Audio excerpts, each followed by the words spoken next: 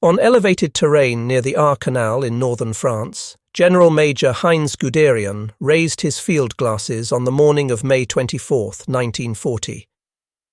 The view that met his eyes would become seared into German military consciousness for decades to come. Barely 12 miles away through the morning mist, he could distinguish the medieval fortifications and church towers of Dunkirk.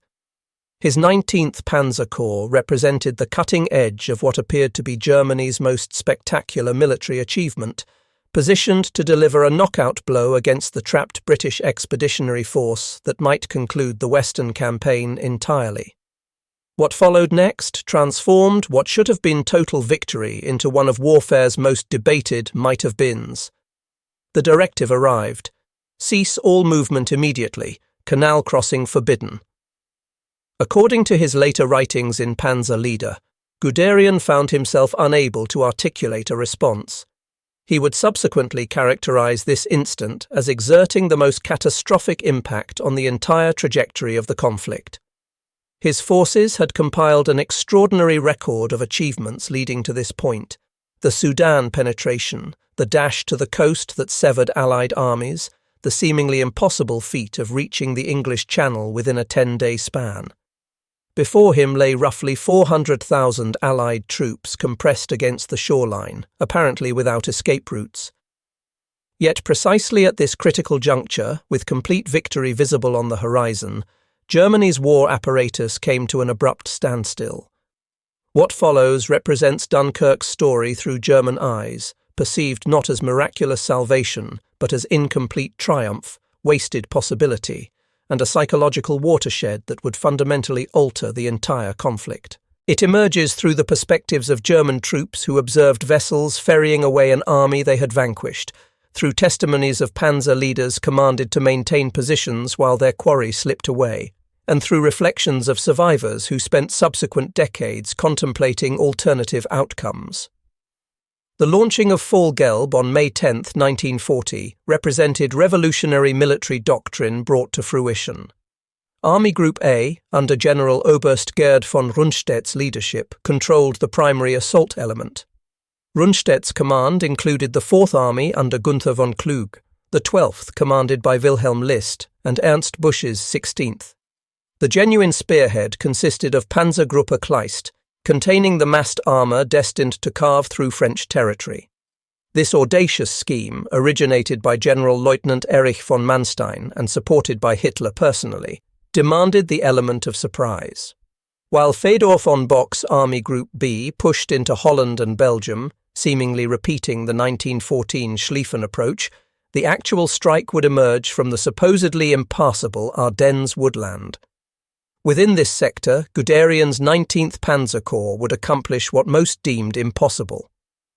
Guderian's formation comprised 3 formidable divisions: Friedrich Kirchner's 1st Panzer Division, the 2nd Panzer Division under Rudolf Weil, and Ferdinand Scharl's 10th Panzer Division.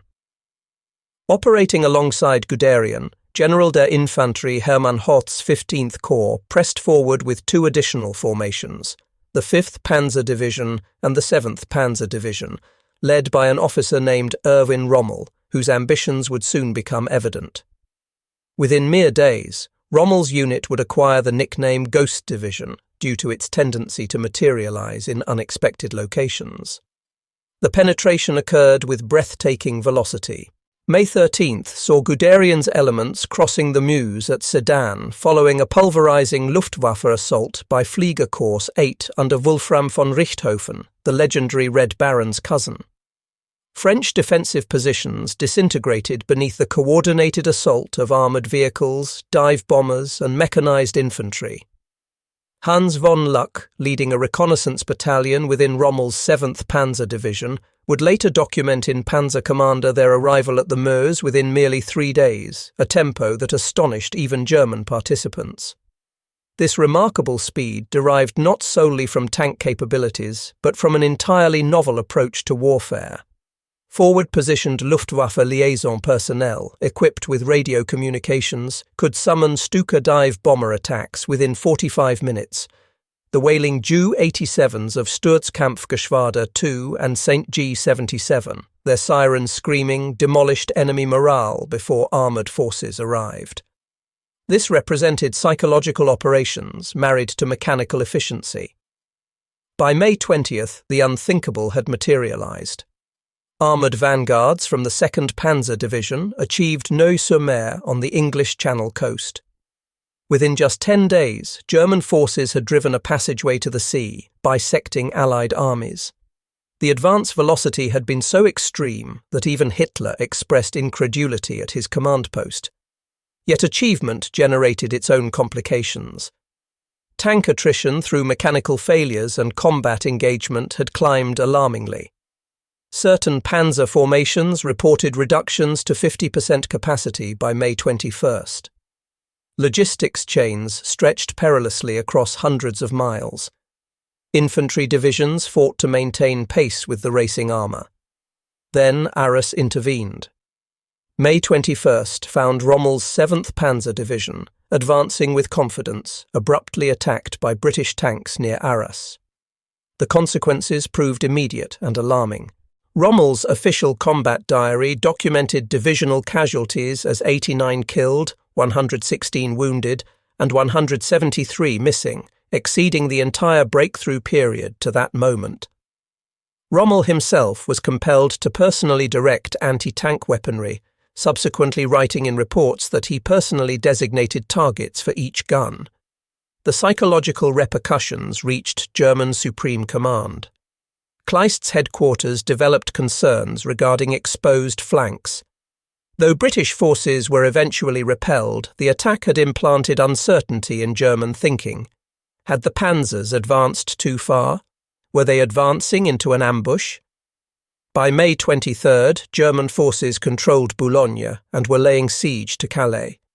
The complete British Expeditionary Force, French First Army, and portions of Belgian forces were compressed into a contracting pocket with the sea at their backs. At German command centres, the atmosphere was celebratory. Wehrmacht bulletins prepared to proclaim the most comprehensive annihilation engagement in history. During the evening of May 23, 1940, General Oberst Gerd von Rundstedt reached a determination that would reverberate through subsequent history. Troubled by assessments from his panzer leaders, Kleist had communicated significantly diminished tank strength, overstretched supply chains, and the Arras engagement had demonstrated Allied counterattack capabilities. Rundstedt issued a preliminary halt directive. The following morning, Adolf Hitler appeared at Rundstedt's Charleville-Mézières headquarters. According to Franz Halder's journal entries, he served as Chief of the General Staff. At 12:42 on May 24th, the consequential order was transmitted.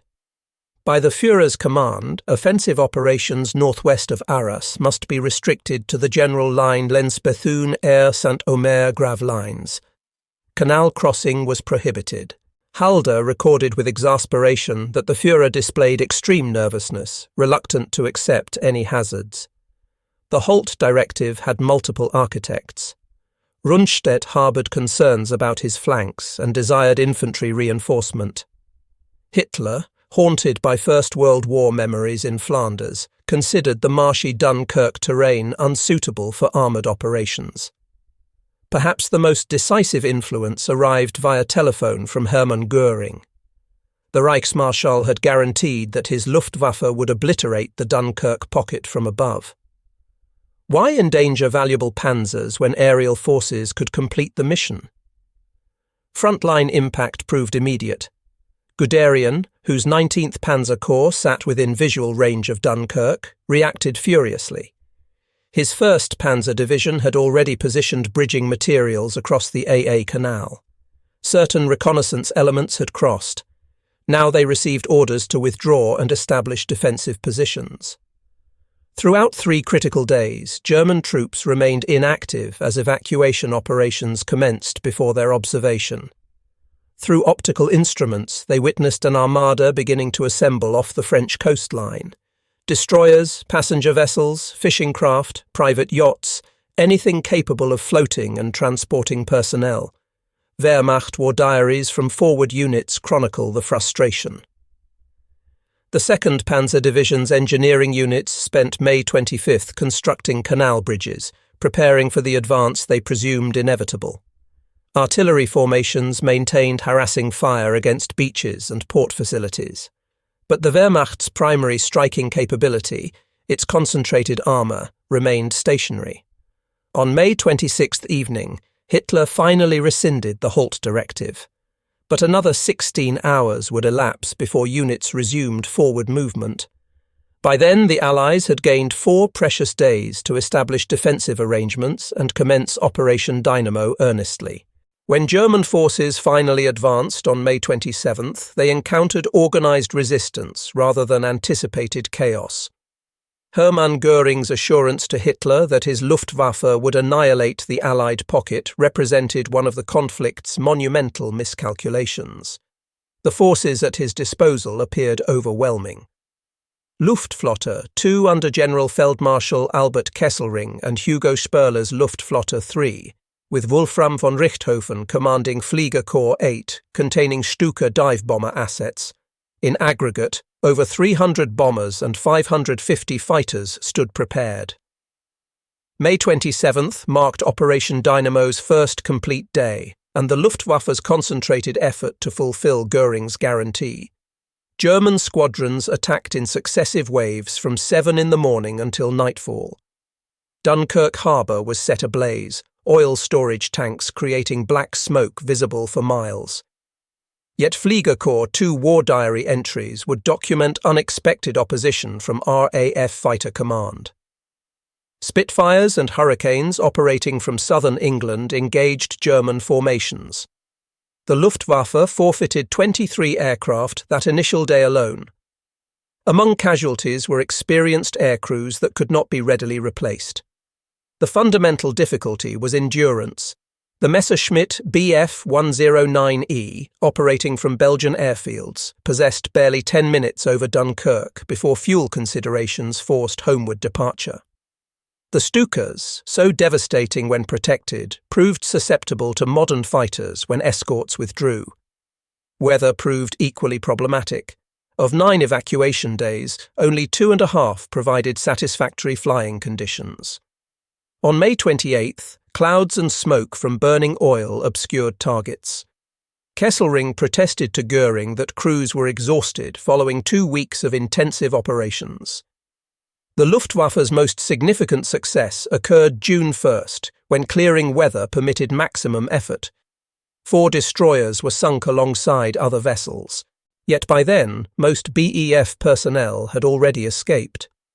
Despite flying 1,882 bombing and 1,997 fighter sorties, the Luftwaffe had failed to prevent evacuation operations.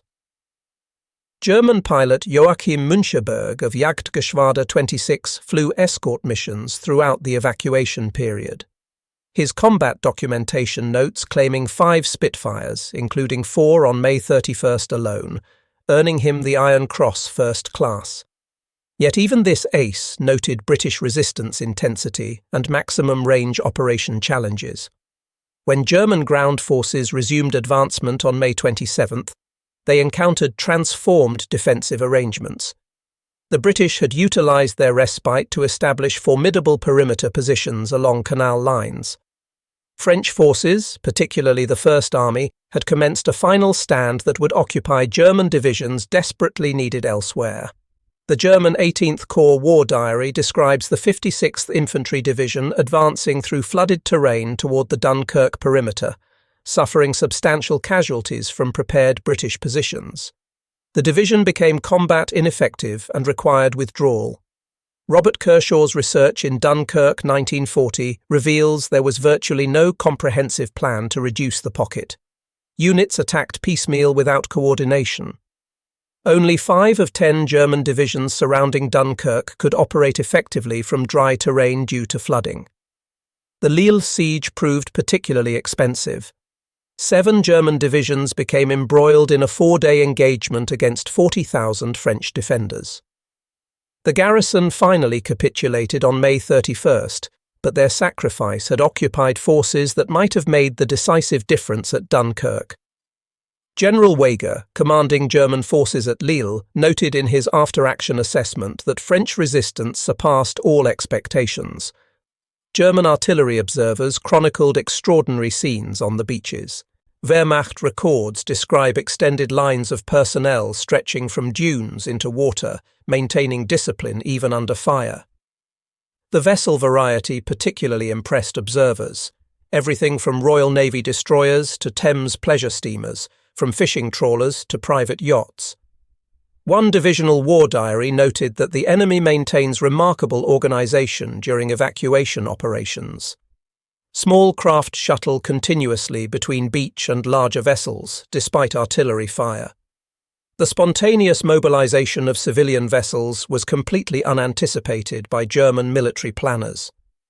General Ritter von Thoma, whose tanks remained immobilised by orders and terrain, later testified he could observe directly into Dunkirk through field glasses, watching British rearguard units conduct textbook fighting withdrawals. The professionalism of these supposedly defeated troops contradicted German propaganda regarding democratic armies. German soldiers' correspondence preserved in the Bundesarchive reveals complex reactions to Dunkirk.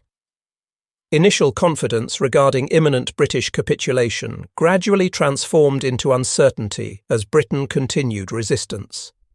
The masses of abandoned equipment, 2,472 artillery pieces, 84,427 vehicles, 657,566 tons of stores, according to Wehrmacht tallies, seemed to validate BEF destruction as a fighting force.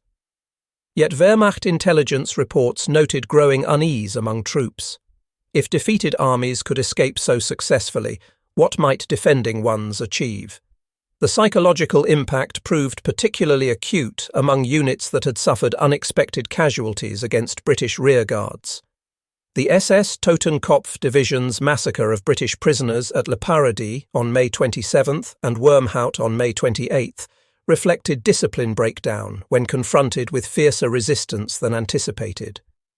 These war crimes, documented in post-war tribunals, revealed psychological strain on poorly trained units.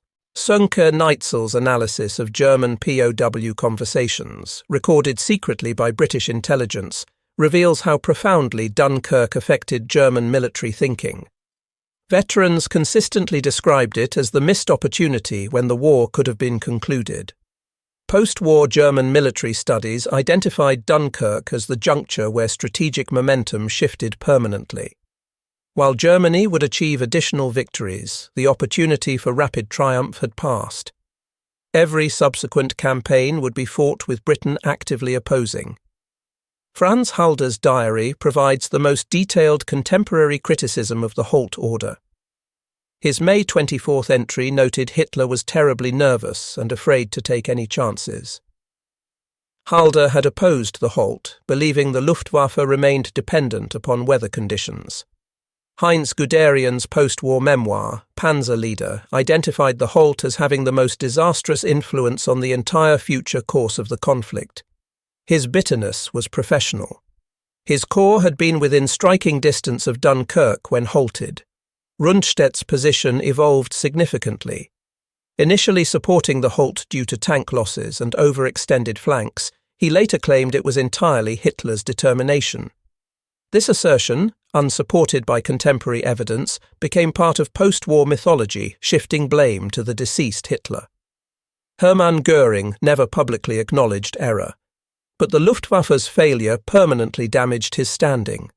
Internal Luftwaffe assessments highlighted fundamental problems: extreme range, weather dependency, and unexpected RAF effectiveness.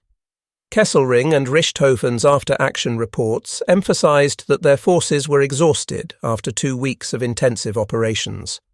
The Luftwaffe lost between 156 and 240 aircraft during evacuation operations, losses that would be experienced during the Battle of Britain. While attention focused on Dunkirk's beaches, 40,000 French soldiers conducted one of the war's most heroic stands at Lille. For 4 days, they held 7 German divisions, including 3 armoured divisions. German unit records reveal grudging respect for French tenacity. General Wege's forces suffered significant casualties in urban combat for which they were poorly prepared. When the garrison surrendered on May 31st, German soldiers rendered military honours, a rare gesture reflecting genuine respect. Churchill later calculated that Lille's defence enabled 100,000 additional evacuations. German intelligence reports expressed frustration at French defensive tactics around the Dunkirk perimeter. Using flooding advantageously, French forces converted approaches into killing zones.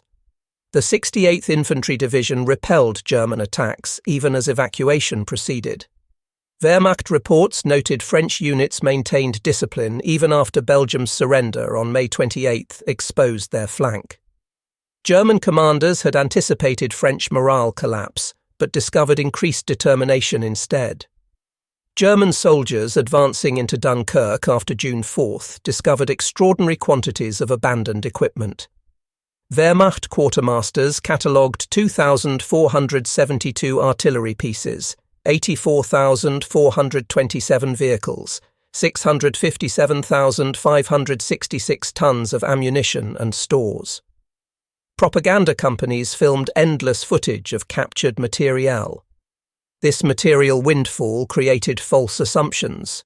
German leadership, observing such massive losses, assumed Britain was effectively disarmed. This influenced Operation Sea Lion planning and contributed to underestimating British resilience. By May 24, German tank strength had been significantly reduced through combat and mechanical failure. Panzer III and IV tanks proved less reliable than anticipated during sustained operations. Some divisions reported only 50% operational strength. This mechanical reality influenced the Halt decision. With fall rot still planned against remaining French forces, preserving armour became paramount. Every tank forfeited at Dunkirk would be unavailable for the Paris drive. Wehrmacht intelligence had calculated that at most 30,000 to 45,000 troops might escape by sea. The evacuation of over 330,000 Allied troops was completely outside German planning assumptions. German doctrine emphasized Kesselschlacht, cauldron battles where surrounded forces surrendered. The concept of maritime evacuation on this scale was outside Wehrmacht experience. The spontaneous mobilization of civilian vessels, the little ships, was entirely unexpected. German high command fundamentally misread Dunkirk's significance. Hitler's June 5 proclamation claimed the BEF was destroyed. The abandoned equipment seemed to confirm this assessment. German planning for invading Britain assumed they would confront demoralized, poorly equipped forces. Instead, evacuated troops formed the experienced core around which Britain rebuilt its army. The Dunkirk spirit that emerged proved more powerful than German calculations had anticipated. Hitler's headquarters at Felsenest, near Bad Münstereifel, was where the Halt order originated. Staff officers later described Hitler's mood fluctuations. Initial exhilaration at the breakthrough, followed by increasing nervousness as panzers raced ahead. Halder documented Hitler's fear that success had come too easily, that some ambush awaited. This paranoia, rooted in Hitler's First World War experience, influenced the crucial decision. The Halt order went directly from Hitler to frontline units, bypassing normal military channels. During the evacuation, headquarters received increasingly frantic reports about Allied escape. Yet Hitler seemed unconcerned, convinced Britain would sue for peace. This strategic blindness would prove fatal to Nazi Germany's ambitions. Joseph Goebbels faced the challenge of presenting the escape of hundreds of thousands as victory. German newspapers focused on territory gained and equipment captured while minimizing the evacuation's significance. The Völkischer Beobachter proclaimed the greatest annihilation battle of all time. Wehrmacht communiques maintained this fiction. The June 5 announcement emphasized prisoners and material captured without mentioning those who escaped. This created a gap between official propaganda and what frontline soldiers had witnessed. The German public initially had no grasp of the evacuation's scale. However, Soldiers on leave gradually spread word about the armies that escaped. Secret police reports from summer 1940 reveal growing public concern about continuing war against Britain. The Luftwaffe's subsequent defeat in the Battle of Britain and the cancellation of Operation Sea Lion confirmed suspicions that opportunity had been lost at Dunkirk. The failure to destroy the BEF fundamentally altered German invasion planning for Britain. Operation Sea Lion planners had to account for hundreds of thousands of experienced troops they assumed would be prisoners. Admiral Raeder argued that if Britain could evacuate forces under fire, they could certainly prevent invasion. The Luftwaffe's failure at Dunkirk raised doubts about achieving air superiority necessary for invasion. Wehrmacht studies identified multiple problems revealed by Dunkirk. British ability to mobilise civilian resources, tenacious defence capabilities, and naval superiority. These factors contributed to Sea Lion's eventual cancellation. Dunkirk's ultimate consequence was ensuring Germany would face the two-front war it desperately sought to avoid. By allowing Britain to remain in the war, Germany guaranteed eventual American involvement and sustained Western pressure while fighting the Soviet Union. German military professionals spent the war analysing the Dunkirk decision. Staff studies identified it as where strategic momentum shifted permanently. Every subsequent campaign would face British opposition, organising coalitions and serving as the base for eventual Allied invasion.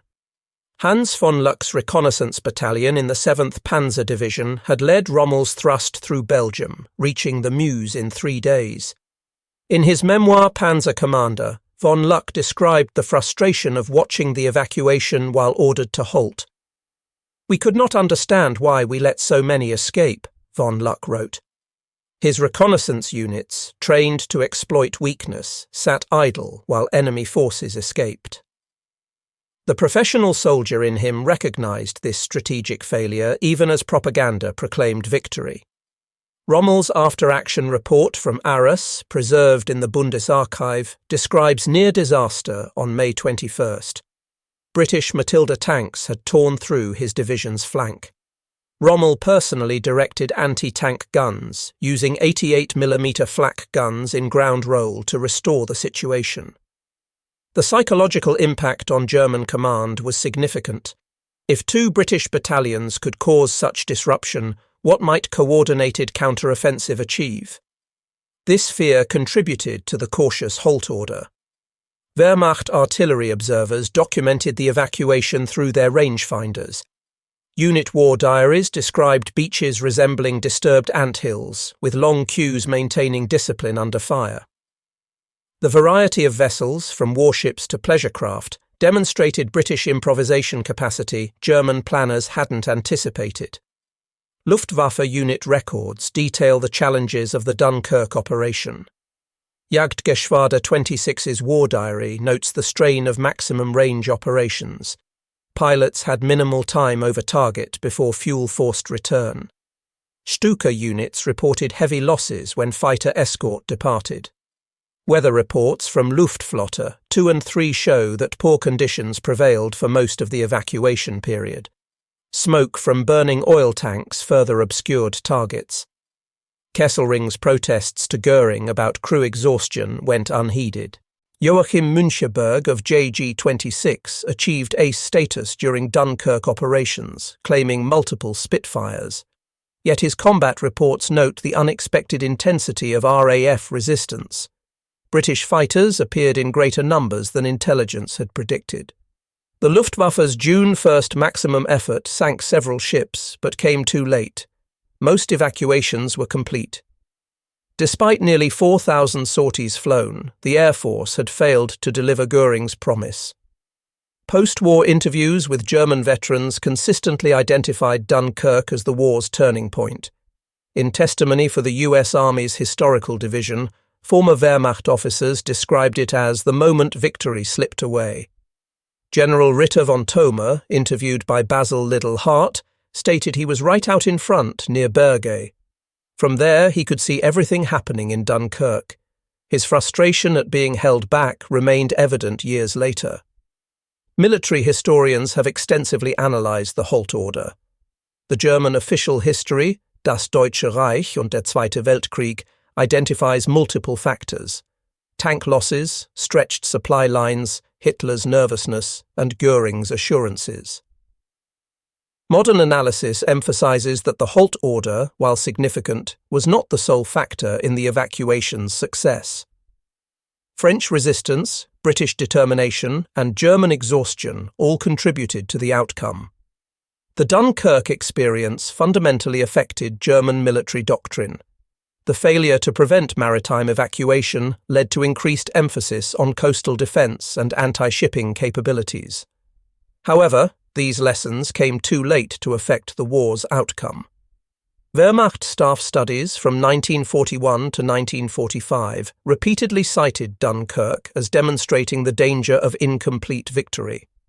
The escape of defeated armies to fight another day challenged German concepts of decisive battle. The German perspective on Dunkirk must account for the human cost of the entire French campaign. German forces suffered between 120,000 and 160,000 casualties during the Battle of France, a relatively light toll for such a comprehensive victory, but one that included significant losses around Dunkirk itself. The evacuation statistics tell their own story. 338,226 British forces evacuated, 139,997 French and Belgian forces evacuated, approximately 40,000 German prisoners captured at Dunkirk, 156 to 240 Luftwaffe aircraft lost, and minimal German equipment captured but tactical advantage lost. These numbers represented a peculiar victory, tactical success with strategic implications that would prove disastrous. The Halt order remains one of military history's most studied decisions. Multiple factors contributed: mechanical limitations, supply concerns, command caution, inter-service rivalry, and fundamental misunderstanding of enemy capabilities. German military education after the war used Dunkirk as a case study in the dangers of incomplete victory. The Wehrmacht's own analysis concluded that political interference, inter-service rivalry, and failure to understand enemy psychology had transformed triumph into eventual defeat. From the German perspective, Dunkirk represents history's most paradoxical military outcome: overwhelming tactical success that contained the seeds of strategic catastrophe. The Wehrmacht achieved everything military professionals thought possible: breakthrough, encirclement, and pursuit to the sea in mere weeks. They shattered Allied armies, captured vast territories, and stood on the brink of ending the Western War. Yet at the crucial moment, through a combination of command hesitation, inter-service rivalry, and fundamental misunderstanding of their enemy's resolve, they allowed the core of future Allied victory to escape. The Halt order of May 24 to 26, 1940, stands as one of the most consequential military decisions in modern history. Had the panzers advanced? Had Guderian been permitted to close the trap? Had the Luftwaffe succeeded in its mission? The Second World War might have followed an entirely different trajectory. Britain, deprived of its professional army, might have been forced to negotiate. The United States might never have found its entry point into the European conflict. The Soviet Union might have faced Germany alone, with catastrophic consequences for world history. Instead, Dunkirk became the pivot point where German expansion reached its limit and began its long recession. The German soldiers who watched the evacuation witnessed, without fully comprehending, the moment when quick victory transformed into protracted defeat. They had achieved battlefield success while failing strategically, the very definition of Pyrrhic victory. The German accounts of Dunkirk, preserved in war diaries, official reports, and post-war testimonies, provide essential perspective on how military excellence can coexist with strategic blindness. The Wehrmacht demonstrated tactical brilliance while failing to grasp war's political dimensions. They won battles while losing the broader conflict, achieved operational success while ensuring strategic failure. For the German soldiers who stood on Dunkirk's perimeter in late May and early June 1940, the future remained unknowable. They saw abandoned equipment, fleeing enemies, and confirmation of German military superiority. They could not foresee that the miracle of their rapid victory would be overshadowed by the miracle of Allied escape, that the soldiers boarding those miscellaneous vessels would return 4 years later as liberators and conquerors. The German perspective on Dunkirk ultimately reveals the complexity of military victory and defeat. It was simultaneously their greatest triumph and most catastrophic failure, proof of tactical superiority and strategic myopia. The beaches where German soldiers once stood watching their enemies escape became the symbol of opportunity lost, of victory incomplete, of the moment when the war's outcome, though not yet determined, began its inexorable shift away from German success. Today, when the last witnesses have passed into history, we are left with their testimonies, a reminder that military events must be understood from multiple perspectives. The German view of Dunkirk shows us that victory and defeat are rarely absolute, that tactical success without strategic wisdom proves hollow, and that the moral dimensions of warfare often outweigh the purely military. The German tragedy at Dunkirk was not that they failed militarily. By every conventional measure, they had succeeded brilliantly. Their tragedy lay in the failure to understand that wars are won not merely through battlefield success, but through breaking an enemy's will to resist. At Dunkirk, they destroyed an army's equipment while strengthening a nation's resolve. The evacuation that German soldiers watched with such frustration became the foundation of British resistance, the seedbed of the special relationship with America, and ultimately the launching point for liberation. For Germany, Dunkirk marked both the apex of military achievement and the beginning of inevitable decline. The panzer commanders who sat idle by the AA Canal, the Luftwaffe pilots who failed to stop the ships, the infantry who watched the beaches empty, all were unwitting participants in one of history's great turning points. They had won everything except what mattered most, the chance to end the war before it consumed their nation and continent. This, then, is the German perspective on Dunkirk, a masterpiece of military art that failed strategically, a victory that ensured defeat, a moment of triumph that guaranteed tragedy. The voices of German participants remind us that Dunkirk was not simply a British deliverance, but a German disaster. Not just an evacuation, but an evaporation of strategic opportunity that would never return. The Wehrmacht forces that departed Dunkirk in June 1940 left behind more than empty beaches and abandoned equipment. They left behind their best chance for quick victory, for limited war, for avoiding the catastrophe that would engulf Germany and Europe. Their accounts, preserved in archives and memories, ensure that the German perspective on Dunkirk remains part of our understanding, a cautionary tale about the limits of military power and the dangers of incomplete victory. In the end, the German experience at Dunkirk teaches us that military history is never simple, that victory and defeat intertwine in complex ways, and that the consequences of command decisions echo far beyond the battlefield. The German soldiers who witnessed the evacuation earned a peculiar place in history, victors who enabled their own defeat, conquerors who opened the door to their own conquest, witnesses to the moment when tactical brilliance collided with strategic blindness. Their story deserves remembrance not to glorify Wehrmacht achievements or excuse Nazi aggression, but to understand the full complexity of one of history's most consequential military operations. The German perspective on Dunkirk reminds us that every triumph contains the seeds of potential disaster, that military success without political wisdom proves futile, and that understanding the past requires examining events through multiple lenses. The beaches of Dunkirk, where German soldiers once stood in frustration watching their enemies escape, remain a monument to the paradoxes of war. For Britain, they represent deliverance and determination. For France, sacrifice and abandonment. And for Germany, they stand as eternal testimony to the victory that slipped away, the triumph that became tragedy, the moment when winning the battle meant losing the war,